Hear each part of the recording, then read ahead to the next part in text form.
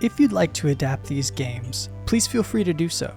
Once you download the links, it will show up as a copy in your Google Drive, so you can edit anything you'd like without ever affecting the original game. If something goes wrong, please feel free to come back and re-download it. As you can see, in the introductory adventure, all of the sections have associated numbers. Now, as I was building this, it became very chaotic to keep track of all of these different sections and different pathways. So I utilize a program called Sketchboard. I highly recommend it if you are ever planning on making a choose-your-own-adventure style game. Now, I know at first this seems like the ramblings of a madman, but I promise you it does all make sense. It's really large, which is why it shows up so small. But when you zoom in, you can actually see that I've written in the names of a lot of those sections, as well as which pathways lead to which, starting from those initial choices. Now, if you zoom in, I've detailed the section numbers of all of these in comments. You'll notice some of these have the same section numbers, and that's because the text in each of those boxes applies to only a single section in the Google form. Now, if you want to edit this, you can go in and look at the different pathways and see where they intersect. It looks a lot better when you zoom in, and if you click the links on the web page, it will take you up to a read-only version of this map, and you can feel free to look around and chart the different pathways for yourself.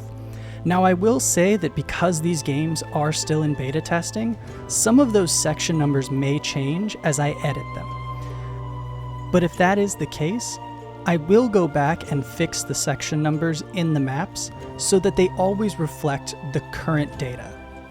Likewise, feel free to edit any of the Google Docs, including the stat blocks if you'd like to change them up, or the names, or the blurbs. Please feel free to do so. As I've said before, all of these documents are set to force a copy directly into your Google Drive, so you can edit them and have no fear about messing something up or breaking a link, because you can always come back and get a clean copy. Likewise with a small group game. This one gets very complicated. There are 150 different slides, and I had to build in the links myself. Therefore, there is another map. It is more chaotic than the first one. However, it's a little bit simpler to eliminate some of the choices in this game. If you're looking to make this a bit more streamlined or offer less options to your class for the sake of time, I would suggest deleting all of the options to overthrow the Ministry of Truth. Now, there are detailed instructions on how to do this on the website. I've also added some tips and tricks on how to make this game move a little bit faster for the sake of time. Those are detailed on the website, as well as in the Google Doc with the suggested questions for discussion. Now, on this game map, instead of adding the slide numbers as comments, they're actually written in with the text of each box. That way it should be a little faster to use. Like I said, I've also added questions for discussion. Now, these are meant to be pretty broad questions just to get the class talking about the game and their experiences as a segue into talking about class stratification and disparity in Orwell's 1984. There are also simple modifications for the group game with detailed instructions on how to do that included in this document, as well as on the website. Lastly, as a note about the introductory adventure, there are, like I said, 92 different sections. However, they are not linear. That said, I've automated these sections to proceed based on choice or based on the narrative. If you'd like to do this yourself, it's pretty easy in Google Docs.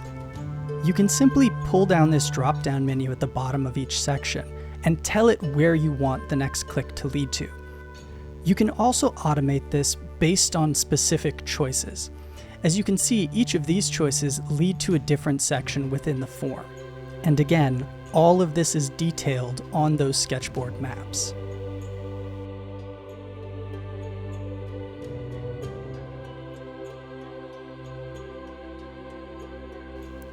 Now, this was the path that I chose to make these games. However, there are several different programs that are free to use if you'd like to construct your own. One of these platforms is called Twine, and I think it's incredible.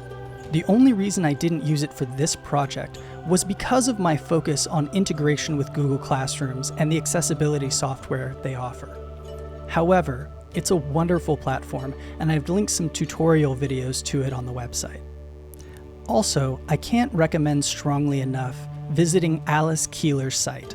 She's done some wonderful work for gamifying your classroom and included hundreds of resources that are free to educators. Lastly, detailed on the website are some questions to ask yourself when you're going about making games, if you choose to do so. There are also links to a great series by a YouTuber called Hello Future Me. His On Writing series I think is incredible and really does a great job of detailing different tropes in narratives and new media. Thank you again for checking out Kitbashing the Classroom 2.0. If you choose to make your own games, I wish you nothing but the best of luck.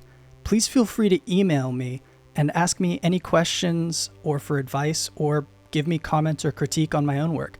I would highly appreciate it and look forward to talking to you. Thank you again.